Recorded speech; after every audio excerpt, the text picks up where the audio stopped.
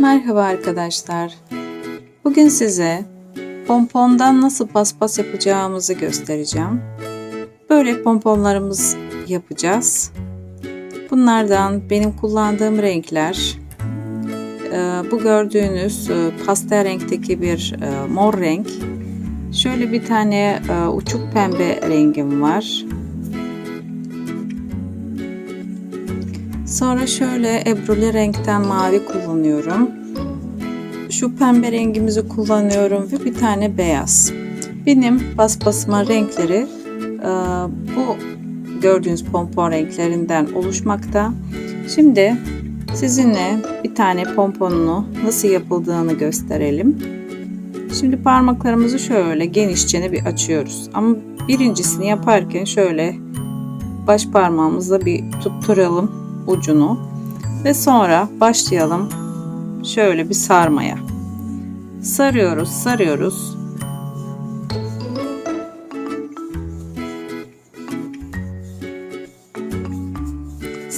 bir şöyle bayağı bir etli olsun.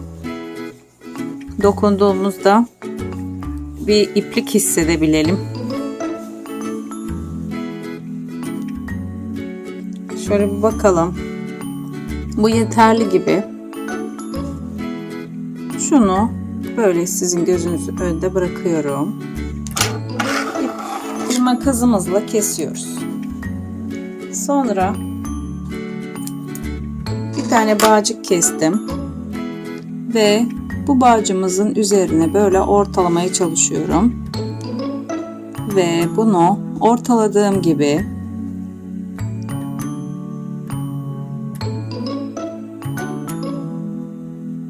bağlayacağız. Orta kısmından eşit olmasına bakacağız. Böyle güzelce bir bağlıyoruz. Bu tarafı sıktık. Diğer tarafı da çevirelim. Bu tarafa da sıkalım. Bu sıkılığı hiç kaçırmamaya çalışın.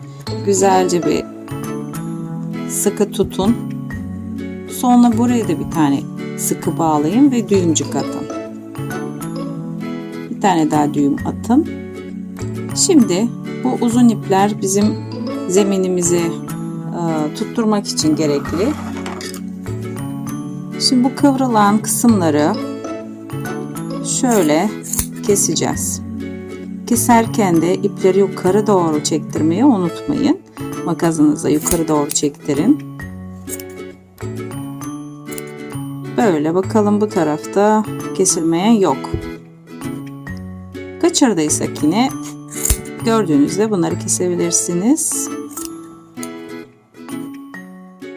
Şöyle.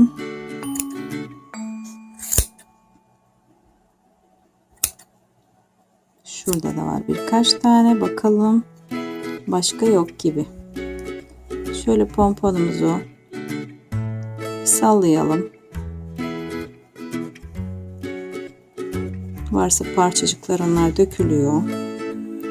Şimdi bu pomponumuzu da şu şekilde bir tutalım. Bakın ne kadar eşit olmayan uçlar var. Bunları şu şekilde eşitliyoruz.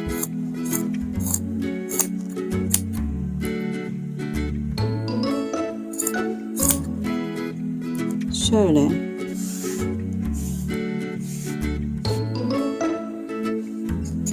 Bu şimdi bize yeterli. Paspasımız için kullanacağımız renkler burada hazır. Yani yapılış şekli de bu şekilde. Bu renkte gördüğünüz gibi uçuk pembe rengimizde.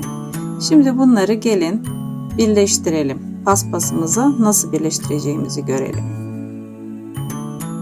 Şimdi bizim şöyle bir zeminimiz var. Kare bir zemin, plastikten yapılmış. Ben bunu ikiye katlayıp şöyle bir tane dairesel harekette bunu kestim. Bunu kestiğim gibi şimdi ben şöyle oval şekilde olmasını istiyorum paspasımın. Gördüğünüz gibi buna nasıl takacağız? Şimdi beyaz rengimiz, uçuk pembemiz ve yanına şu pastel renkteki mor, sonra mavi, sonra da pembeyi bu sıralamayla bunları alt tarafına, şunun alt tarafına bunları taktırarak böyle buraya sıralamayı düşünüyorum. Şimdi gelin beraber yapalım. Şimdi benim beyaz pomponumun orta kısımdaki ipleri bu kadarcık bırakmışım. 2,5 numaralı bir tane tığım var. Devamlı bunu örgülerimde kullanıyorum. Şimdi şu bizim dış kısmının birazcık içerisinde ters çevirerek zeminimi buradan 2 tane ucunu geçireceğim. Ama buradan bir tanesini birkaç tane kare ilerisinde de buradan diğer ucunu geçirerek buraya bunu bağlayacağım. Paspasın birazcık buradan çıkmasına dikkat edin. Çünkü alt kısmının görünmesini istemiyorum üstten. O yüzden ilk bu en dış kısmına takacak olduğumuz, bağlayacak olduğumuz pomponların birazcık böyle dışarıya doğru çıkmasına izin verin. Şimdi yanına diğerini takacağım. Bunda daha uzun bırakmışım bağcıklarımı. Şimdi aynı şekilde biraz mesafe ile şöyle aşağı yukarı gözümüzle kendimiz bunu nereye uygun olacağını karar verebiliriz. Bunu da aynı şekilde bir tane kareden bir ucunu, olmadı, bir daha yapıyoruz. Şimdi şuradan bir yerden bir ucunu geçirelim böyle. Sonra diğer uzun ucunu da şöyle bir yerden geçirelim.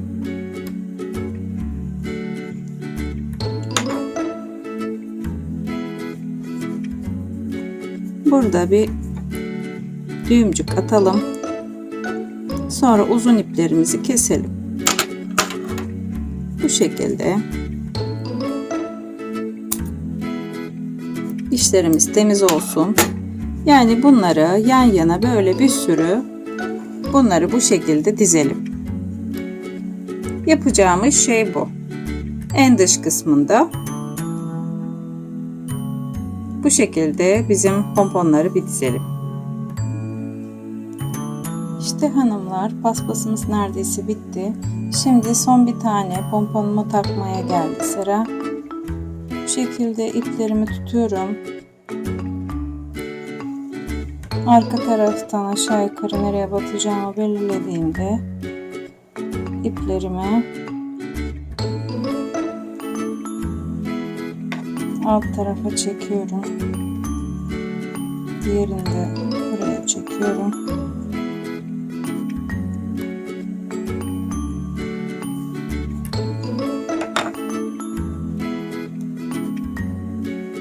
Gördüğünüz gibi bütün uçları kestim.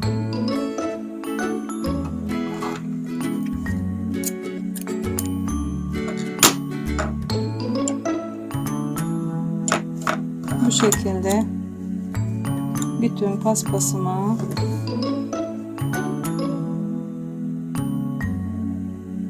şöyle paspasını gösteriyorum. Bu benim bugünkü yaptığım güzelim paspas.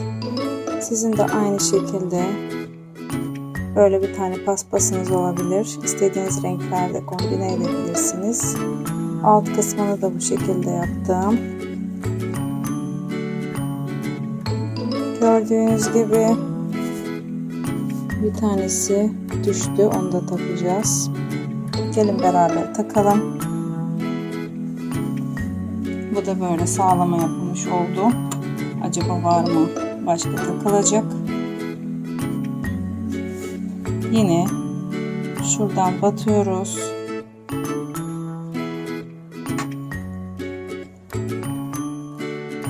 İpimizi çıkarttık. Diğer ipin ucu da diğer elimde böyle hissederek işte burası da hazır.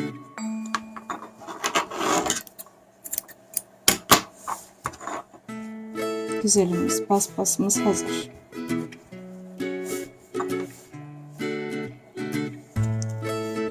Bugünlük de paspas yapımımız bitti. Başka videolarda görüşmek üzere. Şimdilik hoşça kalın. Beni izlediğiniz için teşekkür ederim.